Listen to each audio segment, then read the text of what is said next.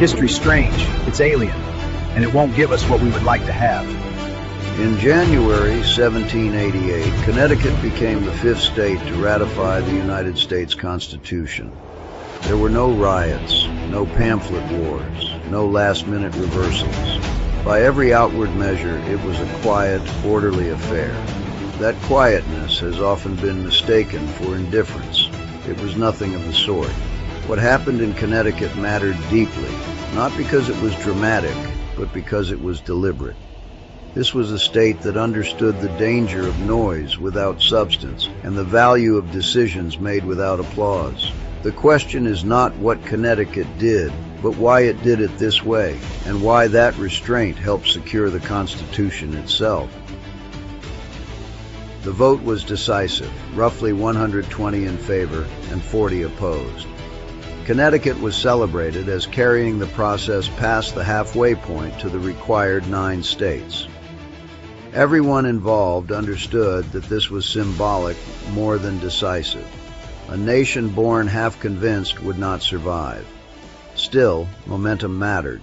What Connecticut offered was not enthusiasm, but credibility. The Constitution was not just being ratified by restless states or political firebrands. It was being accepted by one of the most cautious states in the Union, and that sent a powerful signal. This restraint was not accidental. From its colonial beginnings, Connecticut cultivated stability as a civic virtue. It was often described as steady to the point of dullness.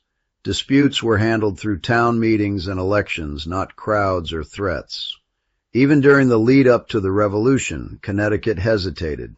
It initially elected a government that favored reconciliation. When it joined the revolutionary cause, it did so through lawful elections, not upheaval. It participated fully, but it did not advertise its fervor. There was also a deeper reason Connecticut could not easily reject the Constitution. The document itself bore Connecticut's unmistakable imprint. The Great Compromise, proposed by Oliver Ellsworth and Roger Sherman, saved the Philadelphia Convention from collapse. Equal representation in the Senate balanced against proportional representation in the House was the fulcrum on which the entire structure rested. For Connecticut to reject the Finnish Constitution would have been an act of political self-negation. That reality hovered over the ratifying convention from the moment it was called.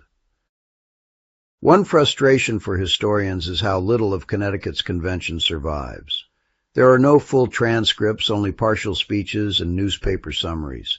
This absence is revealing. The delegates did not believe they were staging a performance for posterity. Their focus was on establishing a logical foundation for a necessary choice, not on recording every word spoken. What mattered was the argument that opened the convention, not the vote that closed it.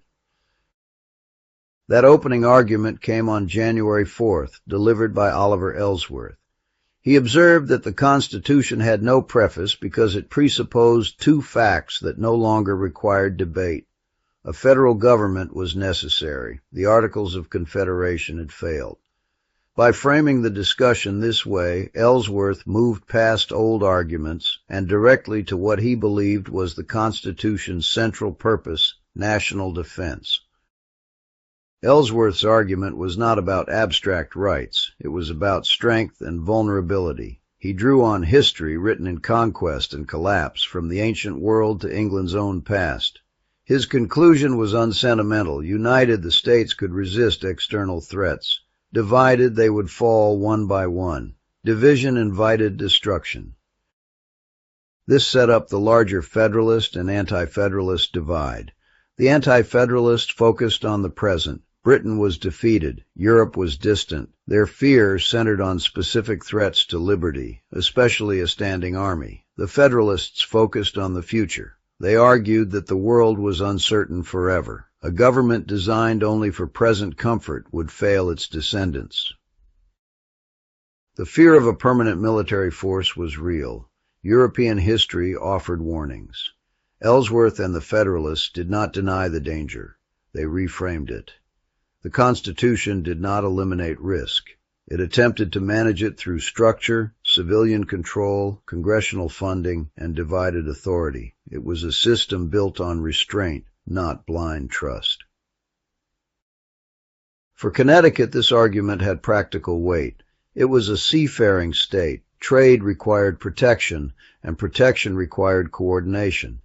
A navy could not be improvised town by town. The Constitution's defense provisions were read not just as safeguards, but as opportunities for commerce, employment, and stability. A strong union was not a threat to Connecticut's livelihood. It was essential to it. The final vote reflected realism, not faith. The Constitution did not promise perfection. It assumed human fallibility and sought to manage it. It was ratified because it was workable. It offered tools rather than assurances. Connecticut's action, coming as the fifth state, reinforced the legitimacy of the entire project. This quiet legal assent gave momentum to the ratification effort in the harder-fought states that followed.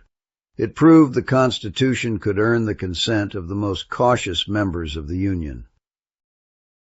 In an age that often equates passion with principle, Connecticut offers a reminder.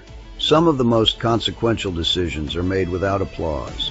They are made in quiet rooms by people who argue carefully, vote soberly, and choose an imperfect but workable path forward. That, more than noise or spectacle, is how self-government survives. Check out more stories from history at davedoeshistory.org.